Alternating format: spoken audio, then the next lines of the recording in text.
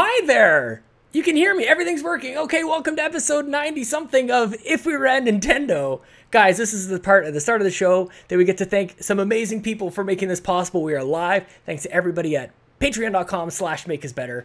Like our platinum executive producer, Mr. Corey Hicks, our gold executive producers, Mr. Moody and Sheldon Benedict, and all of our gentlemen executive producers, Nick Milicia from Next Level Games, James Johnson, Dr. Doom, Jesse Armstrong, David Ray, Aaron Doherty, Martini Jean, and Dude427. Guys, we got to welcome two new people as well, Jared Gauthier and Tammy Ryan, to the family. Thank you guys so much for all of your support. Now, let's get on with the show. Okay, so the premise is If We Ran Nintendo. And part of me feels like that's the name. Let's face it, as Nintendo fans, we are often left slightly disappointed and scratching our heads asking why. Where is our cloud saves? Why isn't Metroid out yet? Well, sit back as me, Sean Capri, and a couple of guests do just that. That's right, this is If We Ran Nintendo. Now, cue the music, future me.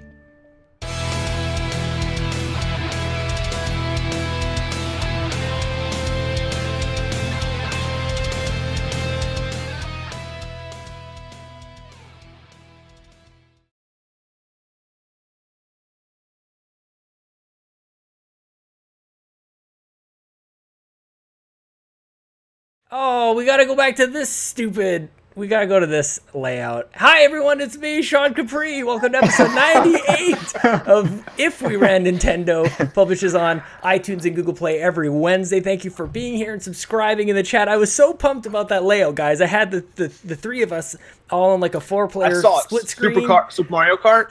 It was so good. That was perfect. Too good. I had to do this emergency backup screen that is now using my low-res camera, and it's just the garbage truck on fire continues on. I am joined by the greatest co-host in all the land with the wrong names at the bottom of the screen. We'll get this fixed in a second here. Josh Brant and Chris White. Guys, hello. How you doing? Pretty good. Sean, Better Josh, than me. what's up, man? Pretty good. Hey, I have something to show you guys here. Let's course see you it. Special do. treat. This is how we're starting. Oh, it's the baby! Maybe he was This just is sitting there the Jace. whole time. He just, guys, if you are watching live, he just delivered his baby on air. It was amazing. The baby just came out of nowhere. This is Dave Troy Brant, and he's gonna be he's fresh 6 days old right now. So He is adorable. I love it. yeah, Dude, Okay, that was I'll let him get some amazing. sleep now. Where was he? Tell us what happened. I just had him sitting He had by a my stage lap right there. That was the greatest podcast moment I've ever had. Just here's a baby. His inaugural podcasting 6 days old right now. I On seriously, If We Ran Nintendo, boom. There we I've go. never seen anything like that. Seriously, that was incredible. Has Lincoln ever appeared on these shows? He's been here some. I've seen him some. Yeah, he sort of like sits around. He kind of bounces. He's starting to, you know how you guys know. I'll tell you a secret. How he greets me. He says, "Hey." He literally does. He says, "Hey," he does it all the now? time. Yeah, it's really That's funny, awesome. man. Nice. Yeah, guys, welcome. I am so pumped. Yeah. Josh, I'm going to start with you because I want to give you some credit that I think maybe you hadn't really thought of, maybe until this moment. This show doesn't exist without you. Bobby takes all the credit, rest in peace. Bobby takes all the credit for, What? Starting everything. Did you realize this? Do you know where I'm going with this? That's just what he does. It's life of gaming, man. I just start things, I just get things going all the time. So, and it's because of Bobby's ego. That's what we're talking about here. Rest in peace. So when you were on We the Gamercast, I think you were like guest 3 or 4 or something like that. Bobby, the geek guru, was like, "What the heck is Brant doing on this show? If he can get on this show, then I can get on this show." And then he reached out to me to be on We the Gamercast, and that's how all this nonsense started. Was because Bobby was super jealous of you being on the show. It's like if a bum like Josh can be on the show, then I have to be on. I wouldn't use those words, but I'm pretty sure that's what he said. So wait a second. So it's actually Josh's fault. Is that what you're telling me? Oh, this changes everything. I was going to give you credit, but yeah, if you want to say fault, become like a flaming turd of fungus rolling down the hill. Pretty much. My computer's falling apart in front of me. I'm making a last minute kind of like change to the layout, and Photoshop isn't really accepting my changes, so we'll figure it out. Well, Bobby, if you're listening to this, no, he's dead. He can't listen. Yeah, Bobby's dead. He doesn't have ears either. Oh, I'm sorry. Well, rest in peace, Bobby. We love you, and we'll pour one out. Pour one out for him. Josh, congratulations. Thank you. Hashtag rest in peace, Bobby. What have you been up to, man? How you got a baby? You've been busy. Well, you can see the baby. That's been keeping me pretty busy. How many do you have? How many of those things do you have now? Okay, I have 3, if you can believe that. Eli, Titus, and now Jace. They're 9, 6, and then 6 days old. Great names, man. So, yeah, pretty big age difference there. But yeah, that's pretty much all I've been doing. Just hobby gaming. They're all in baseball, so I'm helping Eli and Titus with baseball. Not Jace. He can't do anything yet with baseball. Unless Is we just Titus throw the him name around, of a moon? Some planet. It sounds like you've named your kids after moons, I think, which is amazing. Well, he's space. A prophet. Yeah, probably. But I also know he's a prophet in the Bible, and that's all I know else from the probably. Name, yeah, so. that's better. Chris White. This is the first time we've. Wait, no, I've podcasted with you before. No. This is it. No, I've definitely podcasted with you for sure. No, absolutely not. No, we this. How is that possible? This was a running joke. I could have swore. No. This was a running joke for a while. So, I actually made my first If We Ran Nintendo appearance after you and Bobby had the giant argument on air that everybody cut off. In the next episode, awesome. You weren't able to be there, so they invited me, and everybody thought that you guys broke up. And I made another appearance on If We Ran Nintendo without you, sans you, so it was just me and Bobby. Mm-hmm. And then you made an appearance on Life of Gaming one week that I wasn't there. How is that possible? This is our first time live together. Dude, how is that even possible? I don't understand that. I don't know. How have you been? You guys have both taken a little step away from podcasting, at least that I know of. How have you been keeping busy, man? Josh is trying to keep up with you with the baby count and everything. Have you gone to 6 or 7 now? Have you just kept going? No, I'm still at 4, but we'll see how long that lasts. Whoa. But announcement. No announcements yet. No, stay tuned. No announcements. It's good, man. I was laid off of my job at the January 4th, so I started this year unemployed, and so I really just kind of been focusing a lot on figuring out work and life, and so haven't really been doing a lot. Mm-hmm. I actually did launch a movies podcast about a month ago, so that was my first kind of jump back into stuff. Oh, tell us, what is it? Now. So I run a show now called Real Amigos, real as in like a movie reel. And it's just a couple of my friends from, childhood, from a long time ago, and we just talk about movies. We take a movie, wear Mexican hats. We break it down. One of our guys wears a sombrero. So it's just it's just kind of a deep dive into movies that we love. We got the name because we love Three Amigos. That was actually the first movie that we did. So Real Amigos, and so one of our guys wears a sombrero, and we talk about movies, and it's a lot of fun. But yeah, that was my jump back in, and so I'm slowly kind of getting back into the swing of things. I was on with Jacob Rush a couple weeks ago, right after the Nintendo Direct, and so I'm kind of dipping my toe back in, getting back into the swing of podcasting and videos and stuff. So yeah, it's been fun. This is amazing, you guys. I am so pumped that you guys are here. We have some amazing topics for Todd to eventually get distracted with, but why don't we start the show like we do each and every week with our shout outs. Chris, let's keep going. Yeah, man. Thank you. Oh, it tickles me right in the nostalgia bone. Yeah. Why don't we start with you, Chris? Who do you got a shout out for? So I want to shout out Kendrick Lamar. Man, your buddy. Today, Kendrick Lamar won a Nobel Peace Prize. And for a minute, I just forget the world that we're living in. That's amazing. He's the first ever musician that's not classical or jazz to win a Nobel Peace Prize in music. and I think that's pretty awesome. So so shout out to Kendrick Lamar. I know he's a big fan, probably listening. So Kendrick, what's up? Shout out. You call him Ken for short? Yeah, I call him Kenny. Ken. Yeah, I call him Kenny. Yeah, Kenny. Yep. Yeah, Kenny's what he goes by. So it's good. Canadian. That was mostly.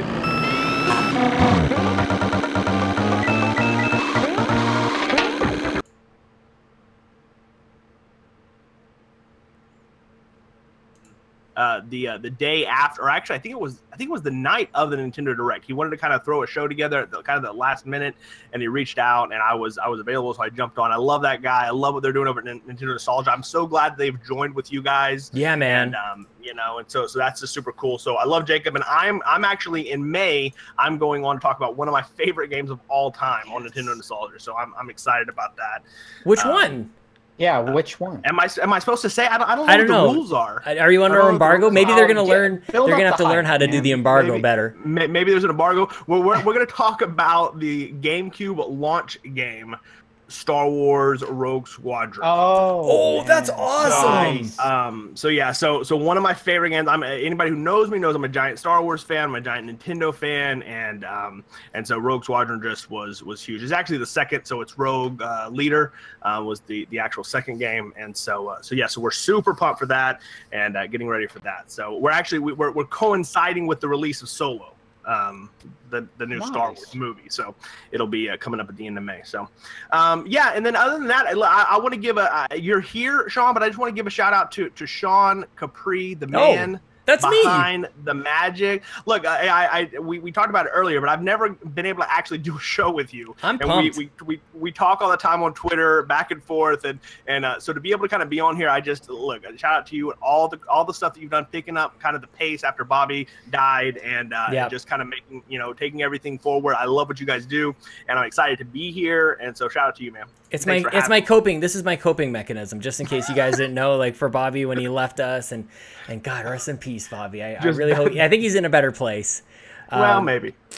But thank you, man. I'm really enjoying this, honestly. I can't believe how much technical difficulties I have with this show. It's like not different than anything else, but like one thing or another. Like Weedy Gamercast runs. You keep totally changing. fine. You keep changing the layout, so it's nice. It gives everybody something a little. Everybody should check out the video. Now I'm back onto like my high res camera. Eventually Mario Kart will play below me. So help me God, that will happen in the show. And I'm glad I've got you guys here to just kind of like carry through as I do a little tweaking behind the scenes. I have a couple shout outs I will get to in a second, but Josh, I want to throw it to you, man. Why don't you throw the shout outs to all 17 of your kids and anybody else that you got some love for? Like Chris gave a good one with you, Sean. I don't know how you do all these shows and stay up with it, man. That takes some massive skill. Well, first of all, I don't even tell you the topics until 10 minutes before we start. Yeah. And lose my mind. Go there like, what's up, guys? Gosh, Nintendo. Yeah. I'm slowly catching up, but every now and then, like I get like for every 2 steps forward I take, apparently I'm slipping back 5. So thank you guys. Very kind words. But Jacob Rush. I was on an episode earlier on Nintendo's Nostalgia. It was GoldenEye 007. That's awesome. Oh, that was so much fun. Game. That's like one of my top games of all time. But those guys are doing awesome stuff there. I got into this podcast. I was listening like a few months ago, then I've just started to get back into it again. It's called Married to the Games podcast. Oh yeah, man. What's up, Married to? Yes. I love those guys. They're down to earth. Clean, awesome podcast that I recommend anybody check out. So. Dude, I've been listening to the Married to the Games for going on probably 4 years now. I know that show very well. Like this guy was like, "Hey, have you checked out this podcast?" I'm like, "No, I've never heard of this." And he's like, "Dude, it's been going on forever." So I check it out. I'm like, "Man, these guys are incredible." Yeah, man, no kidding. Do you have any other shout outs before we get to the chat and anybody else? Nope, that's all I got. I always want to make sure before moving on to everybody in the chat. Hey there, Johnny Casino, you're first here. Hey, Mario Kart's here. It's happening. Okay, it actually is working. Oh, you guys. Oh, this is so exciting. Okay, I can't even contain myself. Shout out to Johnny Casino, Brendan Myers in the chat, Ben Butler, the Whalers hat is for you, friend. Brendan Myers, Jesse Sackin, Mr. Bad it and sell bad big games. And Chris White in the chat. I can't believe it. Holy crap, you guys. This is so incredible. I'm pumped. Okay. I may continue to tweak this Mario Kart thing at the bottom, the left-hand corner. If you guys haven't seen, this is your old school like 4-player co-op screen that it's getting there. And I obviously don't have time to tweet this any other time than when we're live here on youtube.com/LouisTheNerdy. A couple other shout-outs, guys, that I have. I want to give a shout-out to the Mega Dads because they are celebrating their 49.5 sort of episode this month. They're in between 49, they're approaching 50, and they're doing so by listing the top 50 games of all time. And so you guys, well, so that's one way to describe it. It's very wrong. There's the correct descriptor. Go over to Megadad's blog.org. That's O-R-G. And go. I don't think that's how you pronounce that word. It's a dialect thing. It's a Canadian thing. Go to megadadsblog.org. Just Canadians. We gotta stay warm, man. And go tell them how wrong they are. Every week they're releasing like blocks of 10 or something like that. So gotta get those clicks over there, the Megadads. Pumped for those guys. Also, shout out to Mr. Josh Stapleton and Donnie Reese, of course, from Play Some Video Games. Because of those guys, I have busted out my old 3DS. This is another reason why you guys need to check out this video. I'm literally, it's still plugged in because it's being charged for the first time in quite a long time. These guys are telling me that Mario Kart was playing over top of us that entire time, guys. Just so you know. Yeah. It was not meant to be. It was not meant to be, guys. My apologies. We'll figure it out. That was there for a long time. Thanks for the heads up, guys. It looks cool, though. Hey. It looks super cool. It looks great. The best part is on the audio podcast, people are going to be like, what the hell are you guys talking about? I don't hear anything. It's all plugged in somewhere else. Playing Mario Golf on my 3DS because of Donnie Reese and Josh Stapleton. So I wanted to give a shout out to you guys. I apologize for your ears, everybody, complaining about the Mario Kart, and you're still here. That's amazing. I don't know what you're still doing here, but thank you guys. It's about to get good, that's why. That's true. I want to give a quick shout out to Jared Gauthier, as I mentioned at the top of the show, and Tammy Ryan, just lighting it up in the Discord and also on the Patreon. Thank you and welcome to the Patreon, guys. Why don't we get into one of my favorite segments of the show? Of course, it's the What You Playin', brought to you by Fluxtapose. Chris, tell me, man, what you playing? Well, so are we just limited to the Nintendo stuff? Let's start with Nintendo, and then let's see where we go from there. Okay, so I got back into Splatoon here recently in a big bad way. So not this Splatfest, but the last one, Chicken and Egg, right? That was two Splatfests ago. Which one were you? I was Chicken, man. Chicken came first. Okay, good. So I jumped in for the Splatfest. I had a ton of fun. I probably hadn't played in like 3 or 4 months, and so I jumped back in. And so I played consistently up until the last Splatfest. I think it was last week, right? Baseball, soccer. Was that baseball? Yep. I wanted to pick soccer, but everybody hates me for it. Well, yeah, because soccer's not a real sport. So you pick baseball, and then you played Splatfest, so that was fun. So I'm playing a lot of Splatoon. I've gotten myself properly hyped for the Octo DLC that's going to be out, in a couple months. So a lot of Splatoon. I picked back up Golf Story. I never actually finished Golf Story. I got to the last aisle, and then for whatever reason, it kind of fell off. And so I'm actually playing that right now. See, Golf Story. Those are great Joy-Cons, man. That red just looks so good. Yeah, you like that, right? Wow, that blings. So yeah. I mean, that's about it. I've been playing. Let's see. Oh, the kids have been. The kids love Minecraft, so we play a lot of Minecraft. And I'm not a big fan personally of Minecraft, but they like to play. And the achievements we're going to talk about here in a minute, but the achievements just came out, which is kind of cool. So kind of looking into that and playing around with that. So yeah, that's kind of where I've been most of my time on the Switch. It's I'll skip the whole part where I call you out on selling your Switch and that whole thing, but I think Bobby grilled you enough when you were on Nintendo Talk or NintenTalk. I always get them mixed up. It was practically the same thing. That's all right. That's Shout all out right. to That's all right. the You changed your ways. You're on the light side again. I'm here. I have a Switch. I play it probably pretty much every day, at least for a few minutes. You know, I thought of you actually when I was saying that I was so frustrated with the fact that there are no cloud saves, and I was like, I don't want to play my Switch until like it gets some of this basic stuff down. I'm like, that is such a Chris White thing to say. Yep. So I'm with you, man. I podcasted this guy for a long time, so I understand. Says some stuff. Yeah. But you cannot deny what the Switch is, and it's fantastic, and I love it. So it's an excellent machine to play Stardew Valley on, and nothing else. Josh Brant. Brant. Yeah, Stardew Valley. Yeah. So I finally started Valley. So that's right. I left that off. I'm literally only like 2 days in, so that's why I didn't mention it. But yeah, I finally jumped in and started. That is the seminal game. Hole you will never get out of. It's a game. I don't even know why I'm playing it, Chris. Like I'm sitting there and I'm like, what am I even doing? I don't even. But I've figured out enough of the game that I'm not like fighting it. I'm not trying to learn the next thing. I'm just doing. And it's that's a dangerous place. Once you make that turn, and you turn that corner, and the game makes sense to you on a deep level. Man, exactly, ridiculous. I remember. I got. I've always been a hand like that. That's where my love of game. As much as I play console games, handheld gaming is where I always loved playing. And I got the GBA version of Harvest Moon. I forget the subtitle, but it was whatever was the first game that came out on GBA, and I swear I played that game for almost it had to be like a year straight. Oh my god! And that's my fear of Stardew Valley, but I'm still excited. So it's good times, man. Hey Josh, you playing anything other than like Dad Simulator 2018? Oh yeah, just have my babe there. Yeah, just have my babe there with that's what makes the Switch perfect. You just have your baby there, and you have perfect Joy-Cons, everything plays perfectly. Well, you've been talking about this Celeste. Oh yes, yeah, nice. Yeah, it's. I'm gonna say it here. I think it's one of the best platformers ever made.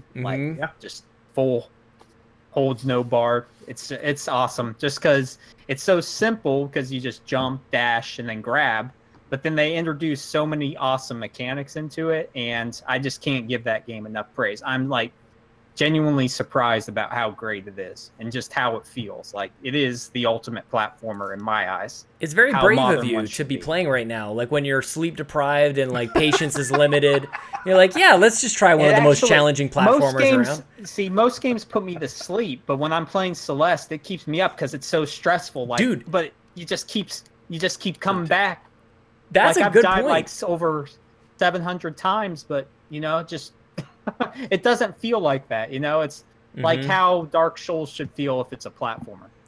I love. Oh no, I'm making the Dark Souls comparison. Oh no, you're not allowed to do that. It's too easy to make. It's I should not do that. If you're playing the drinking game at home, that's a shot for Dark Souls. We'll talk about PlayStation real soon. So just stay tuned. No, hey, Cuphead. Got my Cuphead. Oh come on, guys! You gotta at least represent Nintendo. There we go, Chris. Yeah. Oh come on, you guys. Okay. Somebody's got to screenshot this. Can we get a T-shirt screenshot for everybody? Can we just all hold up our? What's going on here? Okay, this is there. We go. We gotta do that way more often. Now we got the proper layout. We got Mario Kart in the bottom there. This is good stuff. Are you guys into point and click adventures at all? Because there's a really good one for the Switch. It's called The Adventures, and this is a mouthful. The Adventures of Bertram Fiddle, Episode 1, The Dreadly Business. But it's really good. It's in the vein of like Monkey Island, Broken Age. Yep. It has that graphical style, but it's not as obtuse, so it's easier. Oh, that sounds what a good sell, man. It just takes about 3 hours to complete. And so it's not a heavy time investment, but there's some good puns and general laughs, and I thought it was really clever. So speaking my language. That was that was a good one I played. Not obtuse. And then the Adventure Pals. Have you heard of that? No. For the Switch. You tweet every once in a while, just like a new game that you're playing. Oh crap! Just playing. I never know what's on his system. Every time he tweets, he tweets his dashboard, and like the 4 games that I see are games where are these coming from? I'm like, what are you playing? Dude, I love these obscure titles. The Adventure Pals. It's like if Rick and Morty was a platformer, like action platformer, because you get a draft that it's about this kid, and he has to find these jewels, but he has this draft that he stuffs in his backpack, and it swirls its tongue around, so you can glide. Oh, that's right. I've seen this. And then the Nintendo dads were talking about this too. Like, he has a week.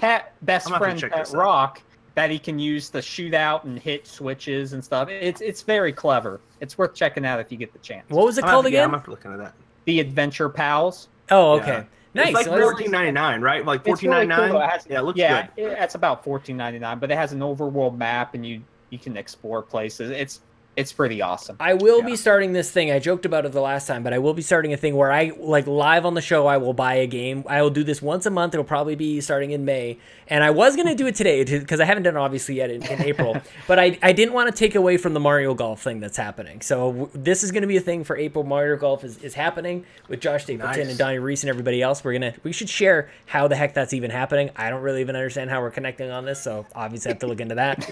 But yeah, man, I want to do this thing because I love what you're doing, Josh, where like it just seems like you're just like trying. I don't know, like if you have maybe like strong recommendations somewhere on all of them. Like I said, I want to get the words out about indies. I need to tweet more and just write up like short review things on it, maybe just to get the word out because Switch is the best indie platform. Yeah, it is. It's... without a doubt. And there's so many great underappreciated games on it. I'm really enjoying. So I just want to tell you guys, this is like an awkward thing, like where you normally wait till the end of the date and you're like, I had a really nice time. Right in the middle of the date, you don't normally say, guys, I'm having a really nice time, but I'm having a really nice time. And it would be great to have you on more often. You know what? I'm tired of just like scheduling guests. You guys are full-time hosts. That's it. That's the way we're doing it. There we go. Meet your new full-time. Could you imagine if that was real? Like if we had that planned and that we would just sort of like nonchalant people nice. Like, are they joking? I mean, the Nindy podcast. That would be incredible. No. But I also have to mention, it's not out yet, but I haven't been able to get this off my chest, but I can't believe we're getting Dark Souls on the Switch next month. Like, yeah, so such a waste of space. Yeah. Oh my gosh, don't go there, man. You're not getting the game. I don't want it on Switch, man. No, I need a durable system and controller. No, that's the thing, though. I think I'm gonna get it for the Switch and for the PS4 just because I love that game so much. Because I want it on the go too. You know, it's like I have to have it both ways. Yeah. Hey, at least you got your Monty Python, like your mom, Chris. So that's good. Whoa, mom jokes up in here. Did you say my mom goes both ways? No. Is this a family-friendly podcast? Okay. I think Todd Oxra is screaming at me somewhere. I want to say quickly hi to Dave. I don't know if he's stick around, but Dave is in here. And a good night to my good friend Brenda Myers. Just in time for us to hit Todd Oxra's timeout for topics. Both of these topics, of course, coming from Mr. Chris White, because he is so dang prepared. He actually had a whole slew of topics that I didn't even ask Josh for topics on this. I'm like, what you proposed? Chris was like, so like, do you have to have a couple and then you approve one of them? I'm like, I don't think I've actually declined any topics just yet. Usually, like Jason Lacey and Lucas Rose, they changed their topics about 14 times. We just took the last version of it before we went live. But you actually had 3. I took 2 of them. I'm gonna leave it up to you, man. Where do you want to start? Well, all right. Well, so let's start with kind of. So whenever we were talking, you told me that we were gonna have Josh on as well, who I love.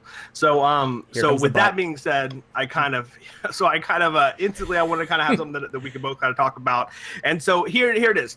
If you ran Nintendo, or in this case, if we ran Nintendo, would we partner with Microsoft and bring achievements, Xbox Live achievements, to the platform? Now, let me preface it before we jump in. So, so if you haven't, if you're living under a rock, you don't know what's going on. This last week, as you're listening to this, Minecraft has been updated for the Switch, and they've added Xbox Live achievements to the Switch platform. So you can actually earn achievements that will go to your Xbox Live profile. That's nuts. That actually are registered from the Switch. So actually, when you go to your profile now, you have Minecraft on Xbox, Minecraft on iOS, Minecraft on Switch, and you can get achievements in all 3 of them, and they will all show up on your Xbox Live profile. And so So it just kind of got me thinking, like Microsoft has done this, like I just mentioned, with iOS and Android, and now they've done it with Switch. So there is the capability to do that. And so, you know, I'm not of the belief that Nintendo will ever do this, or not ever the way we probably want it. So having Microsoft having the infrastructure already kind of built, would we let them just kind of run with it and make that partnership? So I'll open it up and I'll be quiet for a second. I love no man. You can run with this. I want to quickly jump in with my super sarcastic Nintendo doesn't know what they're doing remark here. And this is why If We Ran Nintendo exists, by the way, is because they let something like this just happen. Like, I feel like they didn't know that this was a possibility when they're like, yeah, come on over, Minecraft, be on our system. Oh, you want to use a Microsoft account to log in? No problem. I'm sure there'll be nothing beyond just allowing you to just have your stuff transfer over in the crossplay. It's a Trojan horse, man. Nintendo just outsmarted. I feel like they just sort of like outsmarted them. That this is... How would they ever have approved this to begin with? Is maybe even a step back from this whole topic. And just for everybody, I feel like we're probably going to go over an hour on this one just because we got the illustrious Chris White and Josh Brant on this. But how did this happen? Okay, so in short, my answer is no, definitely not. This is a horrible, horrible idea. It is confusing and all the rest. I want trophies and achievements, but a Nintendo ecosystem. I want to be locked in on that. I don't want to be earning, even though I'm an Xbox guy, really, like, I want my ecosystems to be separate in their rewards and achievements and trophies. I love crossplay. Don't get me wrong. I don't want that to be mixed in here. I think crossplay should exist everywhere. But I think this was a mistake by Nintendo, to be honest with you. Josh, I don't know, man. What do you think? Or Chris, what do you guys think? Well, I'm with you in that. I think Nintendo has to have their own ecosystem for achievements or trophies.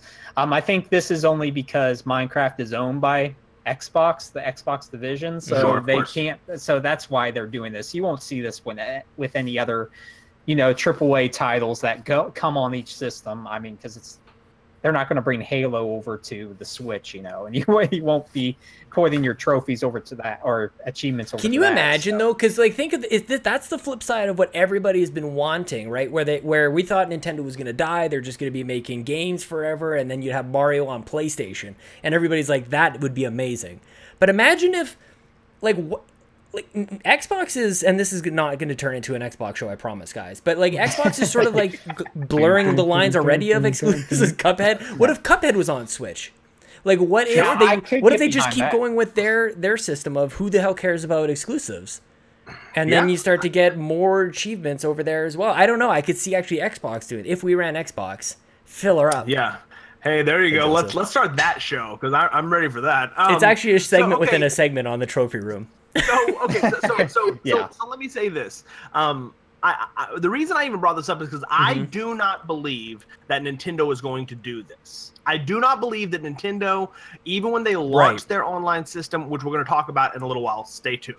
Even when they launch their online system, I do not think they are going to have a comparable achievement trophy system like we are used to. All right, so let me take you back to last generation with the 360. So 360 came out a year ahead of PlayStation 3 and the Wii, and they launched achievements. And to be honest with you, that is the primary reason of that generation that I bought anything that was cross-platform on the 360 was because we had those little pieces, you know, those little, you know, identities of who you are, what you're playing, what you've achieved. Like, that's what achievements are. I actually think PlayStation does it better. All cards on the table. I think the level up system is a much better system in place.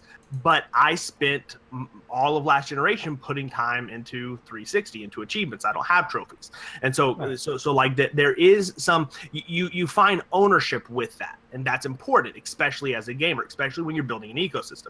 Now we jump to Nintendo. Nintendo, I do not think is going to do this. I think that we may get things like we got on the Wii U, like with the stamps, where you can earn special things within games to kind of show that you've done something. But I do not think Nintendo has any interest and actually coming out and doing what we're talking about, which is building some sort of earning system that you unlock.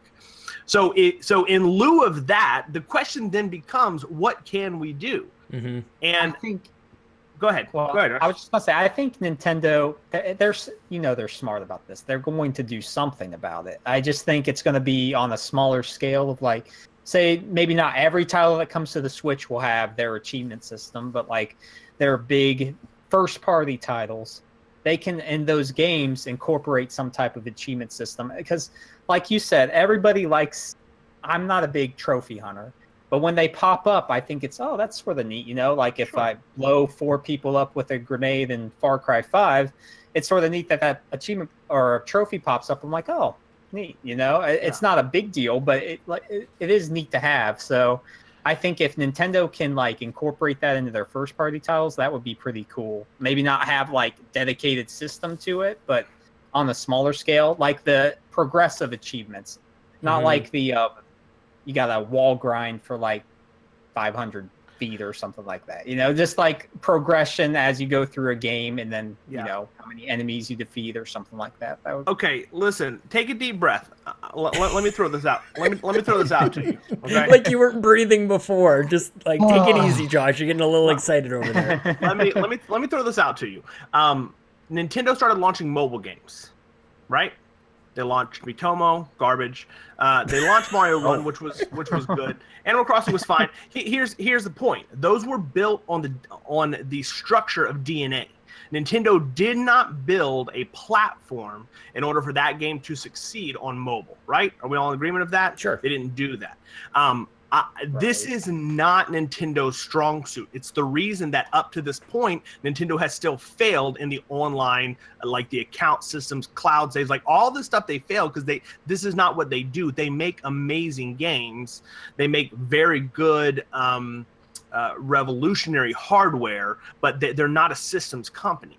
So they partner with the DNA to do the mobile stuff. Why wouldn't they reach out to Microsoft, who, and again, we have a Sony fanboy here, but Microsoft hands down owns the infrastructure of online gaming, period. There's no question about that. So why would Nintendo not reach out and say, tell you what, you run the online infrastructure of our platform? That's a direct competitor. And I think that I'm glad you brought up the DNA comparison, because it does kind of open up the conversation to leaning into and leaning on expertise from other companies. But the key difference that actually I think breaks the logic here a little bit and keeps them away from Microsoft is that Nintendo bought like a significant portion of DNA. So like it is like they were able to adopt a lot of their technologies and processes to allow them to do that. I think that just achievements and trophies in general, the way even that trophies were implemented, even though they've got a nice little like spin on them, were so similar to trophies that I think Nintendo, that's the biggest reason they haven't done it, is just because it's too on the nose. It's too similar. Right. It's the same thing.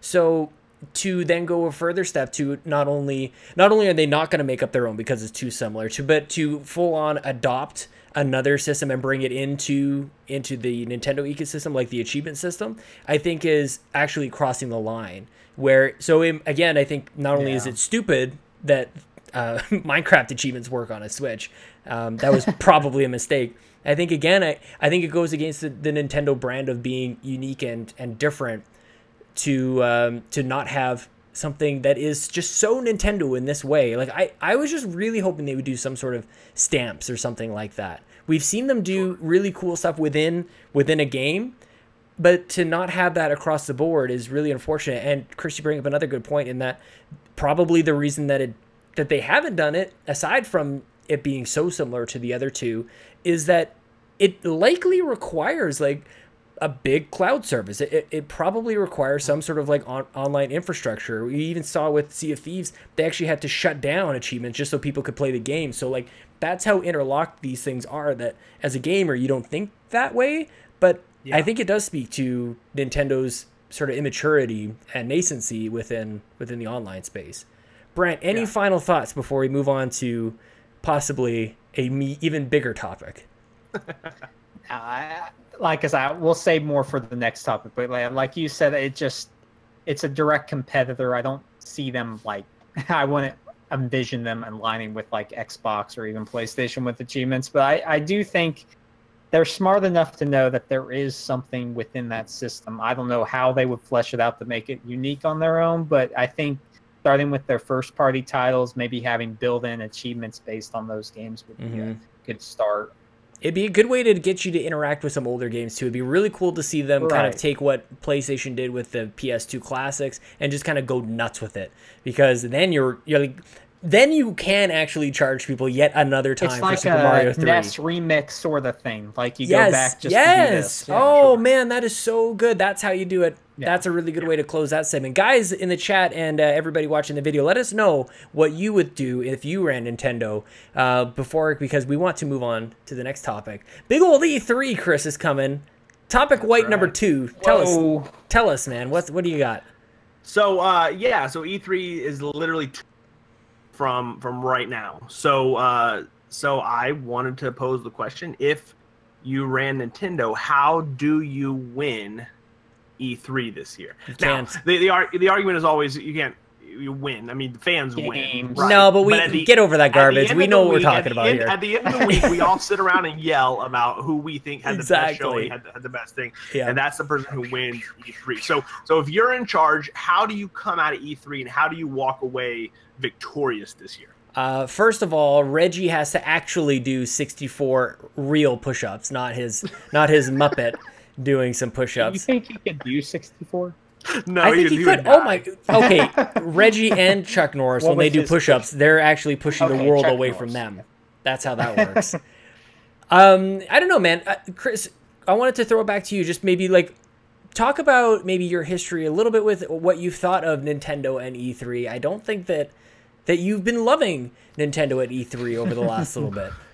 Yeah, so Nintendo has done this thing where they've given us consistent directs over the last several years, even back before the Switch, and so then what happens is E3 becomes a little less illustrious, if you will, and as gamers, especially growing up, as we with media blowing up as it has, E3 is basically like video game Christmas, and it's the time that you like literally I take days off of work so that I can sit in front of a computer and watch everything and write about everything and yell about things and throw things, and that's what I do, right?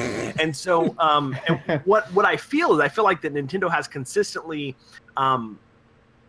maybe not done a bad job, but they have consistently made it a smaller show, and in my opinion, have not really done a good job of showing up in comparison to what the other guys do. Now, 2 years ago they had Breath of the Wild, which clearly game of the generation. It's an amazing game, and they spent a lot of time on it. That was fine, but still, there lacked a lot of other stuff. Last year, I was disappointed because we get a lot of Mario. To me, the biggest announcement last year was Rocket League. When they announced Rocket League was coming, I was floored. Wasn't that at E3? I feel like that might have been a Nindies sort of reveal, but I can't remember. They announced that in the digital direct at E3. Okay, so what I just did is actually the problem. Is that I stopped remembering what's the difference between a Nintendo Direct, a Nindy, and E3. I love that delivery. It would almost be okay for them to, because basically what PlayStation does is the Nintendo Direct, but every now and then somebody goes here's a couple trailers, and then they play a video, and I like that. But yeah, the E3 presentations need a really distinct identity, and that's step one. So then step two is, what games can you talk about? What announcements can you have that are really going to get people? When we talk about winning E3, we're really talking about some irrational shit. We're really not talking about stuff that makes any sense at all. No. The people talk about Sony's like Field of Dreams or Year of Dreams thing, and Last Guardian was garbage. Sorry, Megadads. Final Fantasy VII is never going to happen, and Shenmue. Shenmue 3 is coming to everything, and it's still not out yet. Yeah. And people still think of that as wasn't that amazing? What a great show. So maybe if we ran Nintendo, do we just start pumping out all this nonsense? Do we take the Sony route and just, who cares? You'll get these games whenever. They need to run it like Devolver Digital's E3. Oh, it's so good. That was they so good. Need to do that. You know what, Josh? You say that, and it's kind of in jest, but I will say this: Nintendo is known for its quirk, and so yeah, they're not going to be mature, like Devolver Digital, like that was very much an adult presentation, but they could still lean into the bonkers, like the bizarre stuff, and dude, I still remember the stupid Star Fox Zero puppet thing because it was uniquely Nintendo. Nobody else has done a presentation with puppets before, right? But hang on, before we go to games though, we moved a little too fast. Let me ask you one question. Oh, I'm sorry, Mr. Guest. Chris is taking over the show. If we ran Nintendo. You said we're the new hosts. I'm sorry, I'm practicing. So let me just ask you this. So good, I'm not even mad. So like the last 2 or 3 years, they've had a digital presentation. They've had no stage presence at all. So let me just ask you before we transition to games: are you okay with it being a complete digital event, or do you think there should be a back to a live on stage presentation? I want something in between. I want something. I still think it needs to be different.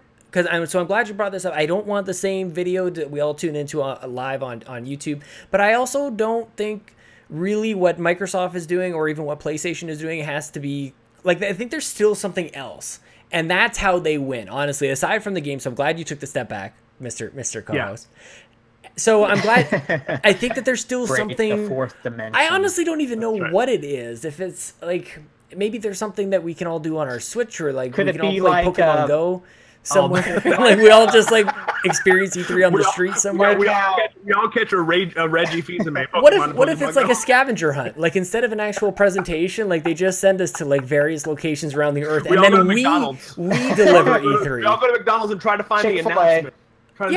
Wait, I think I found an announcement. There's QR codes everywhere, and then you go like, I found one. Everybody pay attention to me, and then everybody gets to be a little celebrity for revealing all the news on Reddit and Twitter and stuff. That'd be amazing. I don't care for EA's press conferences, but I think if they took sort of that approach, like theirs are in multiple cities. Oh, good call. Like they go around and cool. have a mixture of the live setting with like that corniness of the direct style, have a mixture. You can even transition. Yeah, you go to like a B-roll, a video presentation, then jump to America. Yeah, that could be super cool. I definitely think that we need to see some sort of live presence. And see, they always do Treehouse Live, which look, I like Treehouse Live. There's a lot of like solid information that comes out, but it's just not the wow moment. And so I feel like you need that live thing. Okay, transition back to games, right? So hang on, I'll do the transition. Thank you very much. Speaking of what Chris just said, let's talk about, because Callow in the chat, thank you, Callow, for being here, man, says Pokemon. And I feel like that is actually, it's not for me. I'm not going to get super hyped about it, but that is something that the internet can get irrationally excited about. And like even just a logo could do it. But I think gameplay is needed. That's another, they need, I think instead of when everybody lost their mind over the Metroid Prime 4 logo, that was sort of like a Sony move and just say, hey, it's here, go crazy. But I think they need to delve more into maybe trying to show more exclusives, but show them from like AAA developers, maybe have more of their own exclusives in that field, like they have their first party. But delve into this more unique setting of where, hey, these are our games. This isn't like FIFA for the Switch, This is a wholly unique game for the Switch that you can do, like Project Octopath Traveler and all that stuff. Yeah. We basically need to replicate what Sony did when they got everybody so hyped up. We need a remake like Final Fantasy VII. We need a game that's been in development for more than a decade, and we need a Kickstarter remake. So I propose for one of these. Let's do Super Mario RPG remake, and we'll announce. We will let the director know while this is announced that they're actually directing this game. So that takes care of that one. Guys, help me out here. What kind of like out of nowhere remaster kind of game? Maybe Wave Race or something ridiculous like that. Pokemon Yellow. Oh, that's a good Pokemon. Okay, so Pokemon remakes, do they get people pumped? Like when they, I think they did. I mean, we've had red, blue, and yellow. We had gold, and silver, for the 3DS. If they made a full 3D version of Pokemon Yellow, I'd be all over that. They're never going to do that. They're never going to do that. I'd be all over that. Here's my problem. Here's my problem with Pokemon. big as Pokemon is, my problem with Pokemon is I feel like that it's 100% going to be a 2D game. I think it may be pretty, but I think it's going to be exactly the same style we're used to. And I think that people are expecting it to be Breath of the Wild. And I think showing that during the event is going to create negative buzz. So I would actually not show Pokemon. I think regardless of what they show, I think there's going to be a negative kickback on that because people are expecting something fully 3D. Yeah, that's kind of where I am. I think that you have to show Metroid Prime 4. I think that you have to show something. That was the big tease from last year. I thought that it was. I did not like the tease. Showing an animated, an animated JPEG is not the way that you announce a game like that. But they did it. They got people hyped up. They've got to follow up on that. That game is at least a year, probably 2 years out still. But they have to show something. Metroid Prime trilogy. That'll stave over fans. So the big shocker is Samus is now a dude. They need some sort of the thing about that is that we know that it's happening. Gender appropriation version. So we really need that's good. We need more dudes in games. That's good. Yeah, exactly. Make it a white dude while you're at it. So we need surprise moments. So maybe, and we know Smash. Of course, everybody's talking about Smash in the chat here. We need character reveals. So for me, it's easy. It's Ice Climbers. Seriously. Have to be in this. We need Solid Snake back. That might do it, man. That actually. So I think there are a couple of things that people. Konami, I don't know about Konami, but I think there are. I mean, at this point, they probably need all the help they can get. So they should be calling Nintendo. Please take them. I do hope that they avoid the thing that they've been doing a lot lately, where they take a deep dive into games and they kind of show systems and menus and things like that. Like I don't love these super long segments. I find myself with Xenoblade. Yes. Yeah. No. With arms. When they do the arms announcer guy, whatever that. Yeah. Yeah, unless there's like different parts of Smash that they want to be talking about, but like I don't want like a run through of like. Here's what 10 minutes straight of gameplay looks like. Like that's not interesting to me. I've got ADD. I've got to be able to kind of be satiated with that kind of stuff. And that's what Treehouse should be for. If they're going to do a demo, it should be 2-3 minutes, one level, and then get the crap off stage. Yep. Yeah. Any characters that would what characters for Smash would make you guys think that maybe they won E3? Absolutely, I want Shovel Knight. I think Shovel Knight should be in. I want a car from Souls. Yep. All at once. Let's say it all at once. Just a car from Rocket League. A car from Rocket League. Dude, I would. That's all I would play. That would actually be amazing. That'd be amazing. No, I think Shovel Knight would be good. Everybody. Banjo, and Phil has said they could have him. Spyro. They're going to have to work something out. But I mean, we just talked about Minecraft being on and Xbox Live Achievements being on. They could work something out where Banjo's in that game.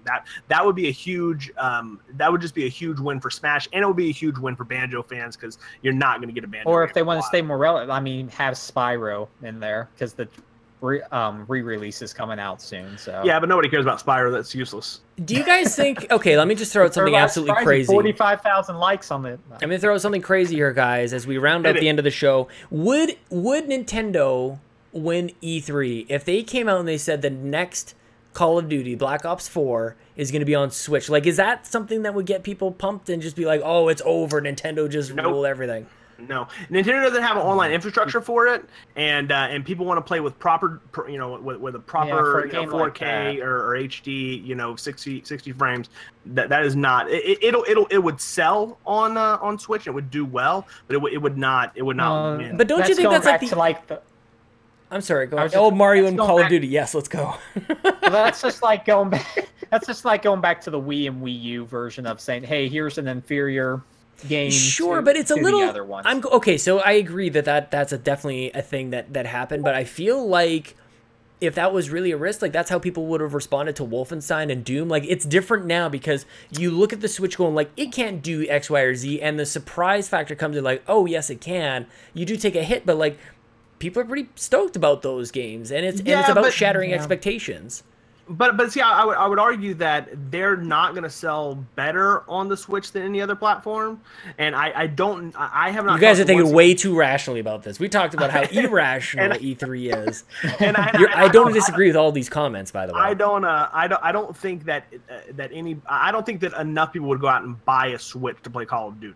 Right. So here, I'll finish. Let me remind you, Chris. Last Guardian, garbage, and those other 2 games not coming out. So let's just remember that. Like that's Guardian, it's hot trash. It's hot steamy trash. I'll give you my pitch. How they win E3 is very simple. Virtual console. Ooh, Nintendo has to come out. The one thing that Nintendo has that nobody else has is history. It's IP. And if they come out, here's how I would win. I would end E3 by announcing a virtual console app for the system that was linked to amiibos, and every amiibo would unlock the game that they are from. That's what I say. And so you get brand new classic amiibos based on all your classic What if you don't want to buy amiibos? You can still buy them if you don't want to, but if you That's if too you bad. Buy them, Josh, you don't get just left out. No, yeah. What do you think you get choice when you're talking about buying Nintendo stuff? Like you are locked into how they want you to play. Let's say the digital game is $5.99, or you can buy an amiibo for $9.99, and then you just unlock the game because that's part of the amiibo. Don't try and sneak in your third topic into here. I see what you're doing here. Your amiibo 2.0 topic. Don't think that I don't remember. My memory's bad, but no, I see that. Virtual console's a good call. If they wrap by showing a lot, and I'm talking about what would completely shoot them to the top is if they announce Super Mario Sunshine. Yep. And Luigi's Mansion. If they announce a GameCube, selection of games along with their classic library, even if they do like 5 games from each generation, and here are the first games that are coming out, they're going to be available. If they show up with a comparable, like a full thought out virtual console, that wins E3 no matter what the other 2 do. So subscription service, maybe get 4 games per system. Classic console on there, maybe something like that. I think that would work out pretty well per month. Hey, this up to the end of the year. These are the titles that'll come out each month, and then let's be real. You guys talk about plans and all these different totally comprehensive. You'll get 2 things. You'll get Donkey Kong 64 and God knows what that's else. Nintendo, man. Yeah, that's let's be real. I like this. The show is if we ran Nintendo, not if Nintendo ran Nintendo, because we know how that's why we do this. That's why we do this. My ace in the hole would be actually the Game Boy Classic Edition that they would announce. Yes. That's not an E3 thing necessarily. I don't think they've done any of these other announcements. That announcement will probably come at 2:00 in the morning Eastern Standard Time for some stupid reason, like how Sega announces stuff. So, but I think that would be really cool for them to go through and actually revisit those winning moments. Somehow always seem to be locked in with nostalgia and that, and which is also linked to totally irrational emotional discharges. I just wanted to sneak that in there. I want to quickly jump to the chat before we close things out because people are jumping in here.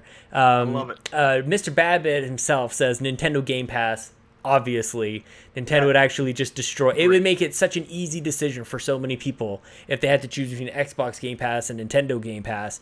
That's a no-brainer, and they do value so well with Nintendo. That would be great. David Ray says Metroid have a killer online launch in September. Show Pokemon with a date, a surprise or 2 peppered in. I expect some third parties to announce some stuff. It's been quiet. I agree, man. It has been a little quiet. We're gonna get. I love the lead up to E3 as almost as much as E3 itself. Yeah. Calm before the storm. Chris, I don't know if you can boot people from the chat, man. Who's ticking you off?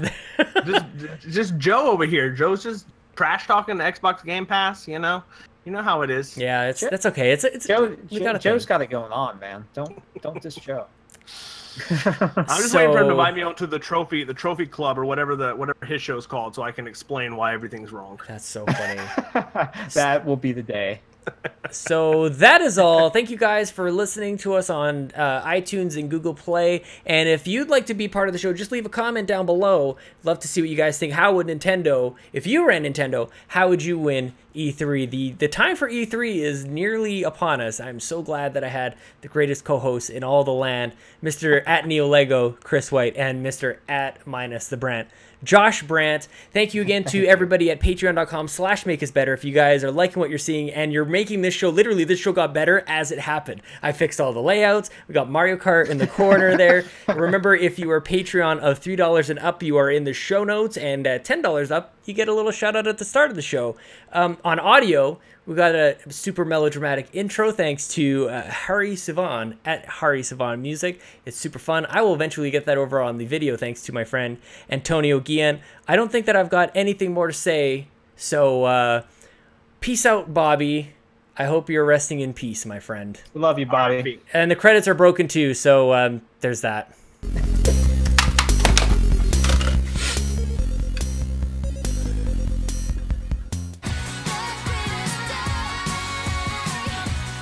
Well, it's come to this. Barbie and her sister's puppy rescue. I was going to try to avoid this game as much as possible, but I think it's better to rip it off like a band-aid and just do it now.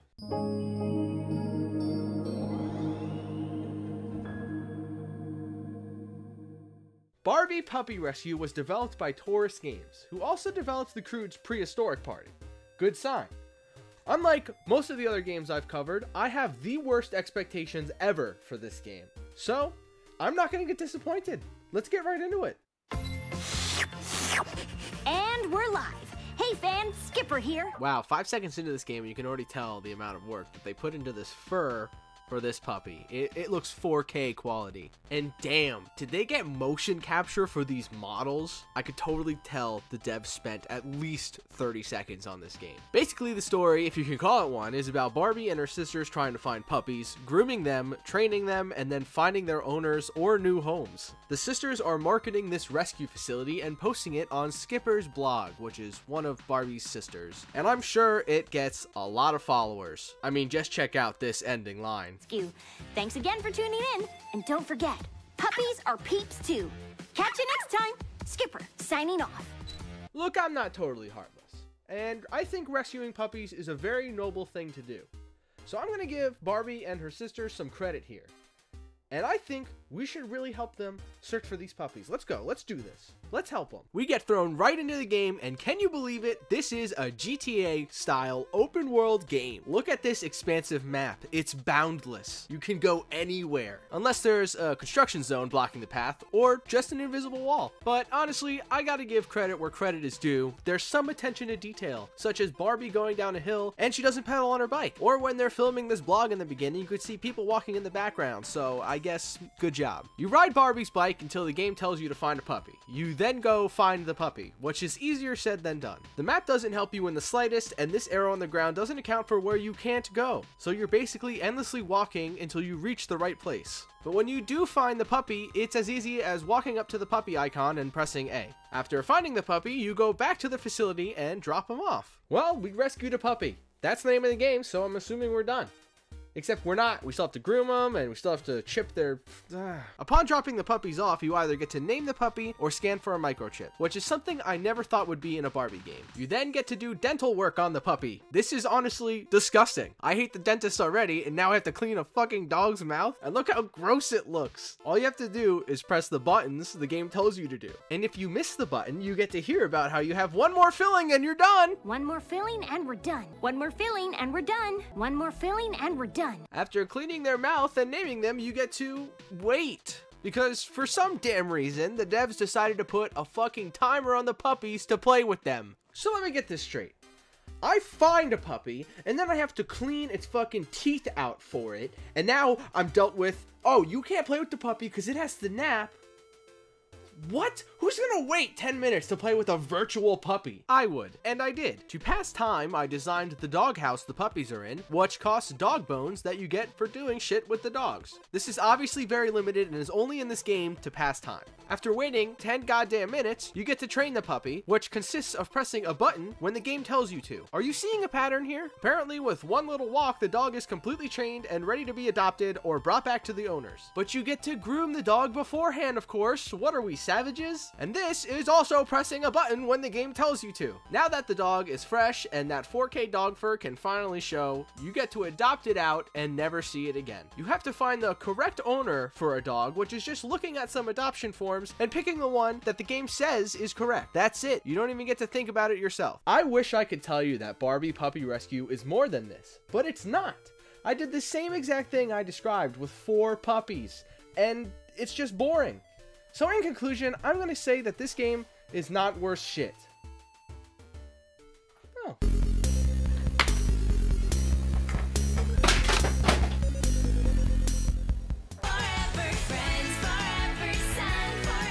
And just when you think we're done, Taurus Games and Little Orbit decided to give us this beautiful gift, Barbie Dreamhouse Party.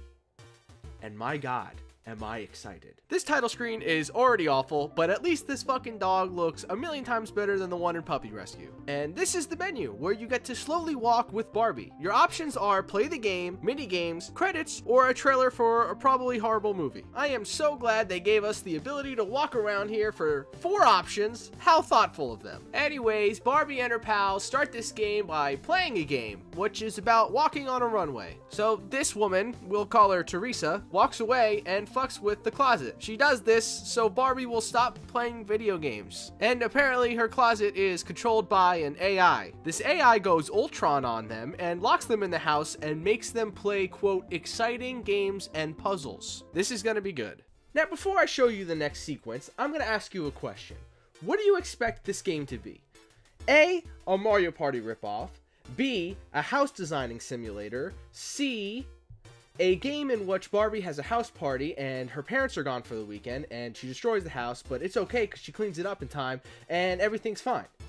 Well, the answer is none of the above, because I cannot describe this game at all. So you pick a room, then the closet AI tells you to find a challenge item in the room and then put it on the pedestal in the correct order. You do what the AI tells you and you find the items and you put them on the